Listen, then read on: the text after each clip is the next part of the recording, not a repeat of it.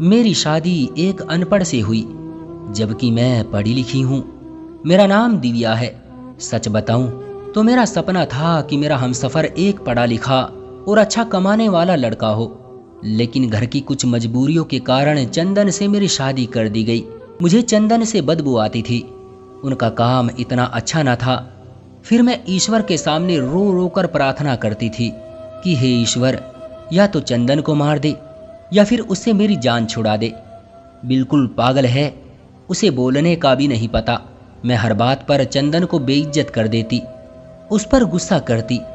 चंदन मुझे प्यार से समझाता, कभी चुप हो जाता, कभी गुस्सा होकर घर से बाहर चला जाता। मैं एक बार झगड़कर माँ बाबा के पास चली गई और जिद की कि बस अब तलाक लेनी है। माँ बाबा ने बहुत समझाया कि बेटी लड़का अच्छा है, ना करो ऐसा, बस बेचारा पढ़ा लिखा ही तो नहीं है। बाकी क्या कभी उसने तुम पर हाथ उठाया, गाली तक दी हो तो बताओ। लेकिन मैं बस तलाक लेना चाहती थी। मैंने झूठ बोला कि वो मुझे खर्चा नहीं देता। माँ बाबा ने चंदन को बुलवा लिया, वो मेरे सामने बैठा था। बाबा कहने लगे, चंदन क्यों भाई, तुम दिव्या को खर्चा क्यों नहीं देते? चंदन बाबा की तरफ देख कर बोला, अंकल जी, जो कमा कर लाता हूँ सब खर्चे निकाल कर जो बचता है दिव्या के हाथ पर रख देता हूँ। मेरे चाचा ताया सब मौजूद थे। मैं बोली, मुझे 10,000 रुपये हर महीने चाहिए, बस इस शर्त पर ही जाऊंगी मैं इसके साथ। चंदन खामोश हो गया, सर झुकाए बैठा था। चाचा बोले, हाँ चंदन, दे सकते हो खर्चा, 10,000 रुपये हर महीने। चंदन कुछ लम्हे खामोश रहा, फिर मेरी तरफ देखने लगा, लंबी सांस ली, बोला, ठीक है, मैं दिव्या को हर महीने 10,000 रुपये अलग से दूंगा। मैंने दिल में गाली दी और सोचा कि देखना जीना हराम कर दूंगी तुम्हारा। फिर मैं चंदन के साथ चली गई। बिजली, पानी, गैस का बिल, राशन, खाना और भी बहुत खर्चे थे। चंदन से जब भी पूछा क्या काम करते हो तो कहता गवर्नमेंट ऑफिस में काम करता हूँ। उसके अलावा ना मैंने कभी पूछा ना उन्होंने कुछ बताया। खैर, चंदन मुझे हर महीने 10,000 रुपये देता। एक दिन मैंने कहा, मुझे आईफोन लेकर दो। मैं बस तंग करना चाहती थी कि चंदन मुझे तलाक दे दे।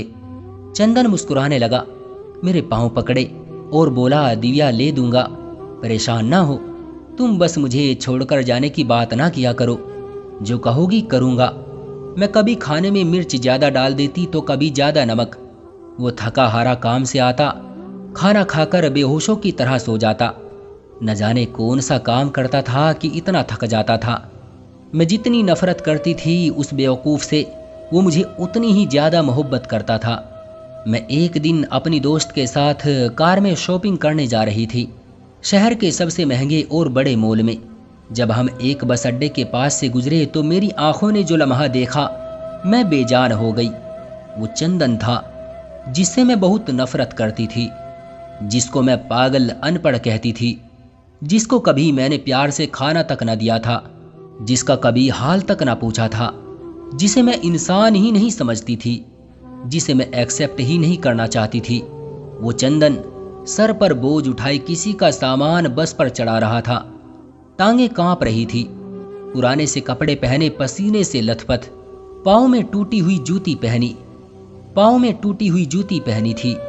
मैं मर क्यों नहीं गई थी?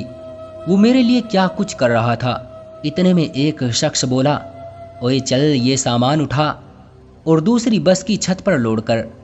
चंदन को शायद भूख लगी थी, हाथ में रोटी पकड़े रोल करके खा रहा था, साथ ही सामान भी उठा रहा था। मैं कुर्बान जाऊं, मेरा चंदन मेरे लिए किस दर्द से गुजर रहा था। मैं आंसू लिए देखती रही। काम खत्म हुआ और वो वहीं साइड पर एक दुकान के सामने जमीन पर बैठ गया। कितनी बेबसी थी, थकन थी चंदन में। सारा दिन वहां दर्द सहना, रात को मेरी कड़वी कड़वी बातें सुनना। ईश्वर की करनी, बस मेरा दिल बदल गया। मैं बिना कुछ खरीदे घर वापस लौट गई। घर आकर बहुत रोई थी। चंदन को वेजिटेरियन बिरयानी बहुत पसंद थी। मैंने बिरयानी बनाई।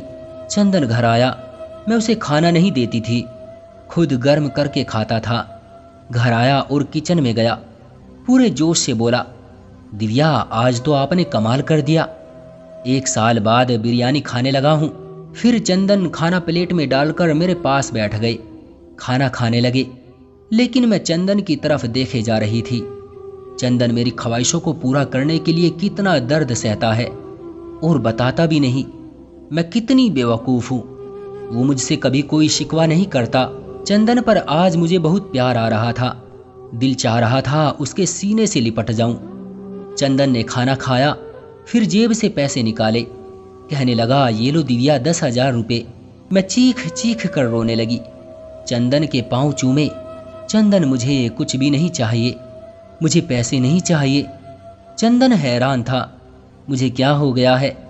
फिर चंदन ने मेरा हाथ थामा, बोले, अगर ये पैसे कम हैं तो और ला दूंगा, मुझे छोड़कर ना जाना बस। कहने लगे, दिव्या बहुत भोली हो तुम। पागल, तुम बिछड़ने के बाद कहाँ जाओगी? बहुत प्यार करता हूं ना तुमसे, इसलिए तुमको खुद से दूर नहीं कर सकता। मैं चंदन के सीने से लग गई। आज मुझे ना कोई आईफोन चाहिए था, न कोई बड़ा घर गाड़ी। मुझे अब दुनिया की कोई खबर न थी। मेरी दुनिया चंदन बन चुका था। हम औरतें कैसे मुंह फाड़ कर कह देती हैं, जब खिला नहीं सकते तो शादी क्यों की। बात बात पर झगड़ा करना शुरू कर देती हैं।